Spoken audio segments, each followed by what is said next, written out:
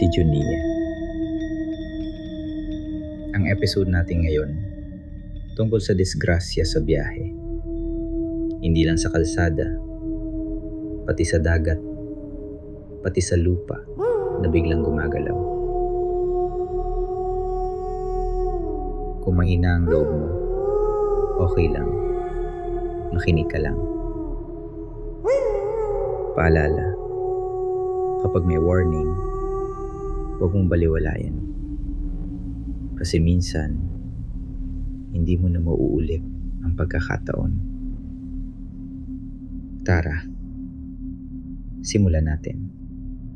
Amphitrisia Crescentica. Unang kwento. Tahimik ang dagat, pero mali ang pakiramdam.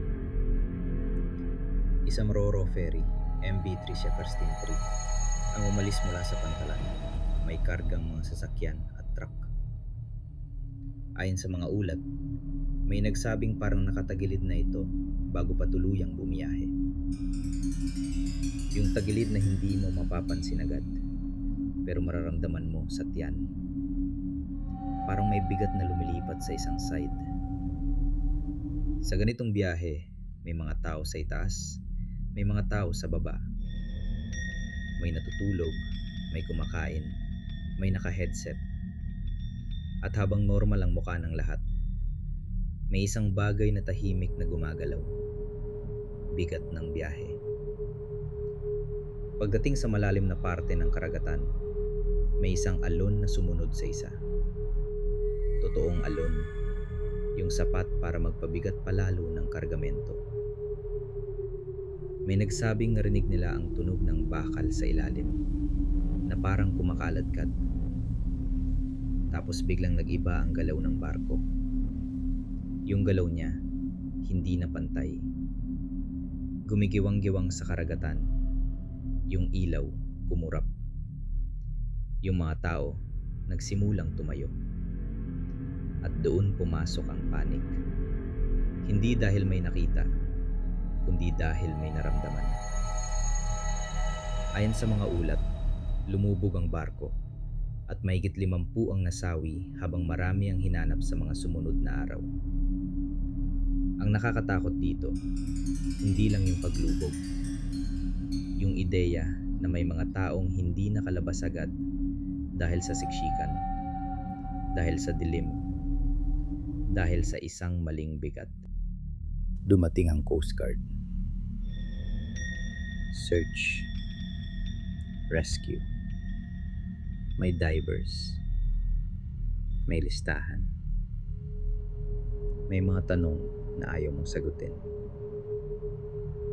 At sabi ng isang survivor, hanggang ngayon, kapag may narinig siyang tunog ng yero na kumikiskis, bumabalik ang kaba.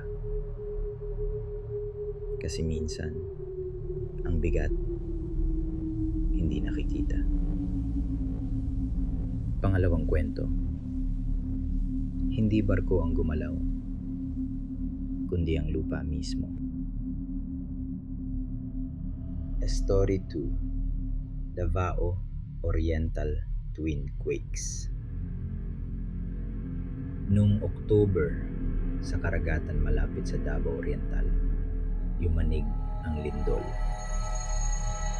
Ayon sa mga ulat, magnitude 7.4 ito. Sinundan pa ng 6.8 na aftershock. Naglabas ng tsunami alert, kaya maraming tao ang lumikas paakyat. Ang lindol, hindi mo nakikita, pero maririnig mo. Una, parang may dumadaan na malalim na ugong. Tapos, yuyugyog ang sahig. Hindi malakas agad, pero tuloy-tuloy. Yung pinakadelikado, yung sandali na hindi mo alam kung lalabas ka ba o magtatago. Kasi sa labas, may poste, may pader, may bubong na pwedeng bumagsak.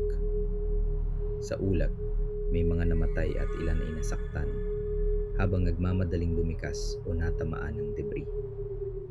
At sa bawat sirena at radio alert, iisang sinasabi, umakyat, huwag magpahuli.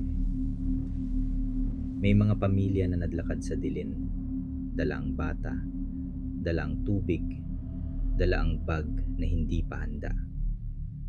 Yung iba, nagkakatinginan lang, hindi na kailangan ng salita. Kasi kapag narinig mo yung salitang tsunami, biglang nag-iiba ang lahat. Parang bumibilis ang tibok ng puso kahit wala kang ginagawa. At habang nasa mataas na lugar sila, may aftershock. Mas maikli, pero sapat para maalala mo, hindi pa tapos. Sabi ng isang evacuee, pag uwi nila, hindi na sila nakatulog ng patay ang ilaw. Kasi sa bawat kurap ng ilaw, akala nila, yuyugyog ulit. At sa ganitong gabi, kahit tahimik, nakikinig ka pa rin. Dalawang kwento, dalawang uri ng disgrasya, iisang aral. Kapag may warning na lumabas, huwag ipagpaliban. Maganda, mag-ingat, at huwag magtiwala sa katahimikan. Ako si Junia. Salamat sa pakikinig. Magandang gabi.